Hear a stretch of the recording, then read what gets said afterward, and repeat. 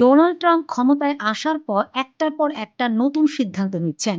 এই সিদ্ধান্তগুলো অনেক ক্ষেত্রেই প্রশ্নবিদ্ধ হচ্ছে, কিন্তু ক্ষমতাধর রাষ্ট্রের অধিনায়ক হওয়ায় তিনি নিজেকে সর্বক্ষমতার অধিকারী বলে মনে করছেন। তাই কারো কথাই কানে তুলছেন না। এবার তিনি সিনেমা ইন্ডাস্ট্রি নিয়ে কথা বলেছেন। মার্কিন প্রেসিডেন্ট ডোনাল্ড ট্রাম্প বিদেশি সিনেমার উপর ১০০% শুল্ক আরোপের ঘোষণা দিয়েছেন। ৫ মে এক প্রতিবেদনে এই তথ্য জানিয়েছে সংবাদ মাধ্যম আল জাজিরা। তার এই সিদ্ধান্ত ভারতের সিনেমা ইন্ডাস্ট্রিকে বড় সড় বিপদের মুখে ফেলতে পারে বলে আশঙ্কা করছেন বিশেষজ্ঞরা। ৪ মে নিজস্ব সামাজিক যোগাযোগ মাধ্যম ট্রুথ সোশ্যালে এক পোস্টে ট্রাম্প লেখেন, অন্যান্য দেশ আমাদের চলচ্চিত্র নির্মাতাদের আকৃষ্ট করতে বিভিন্ন প্রণোদনা দিচ্ছে,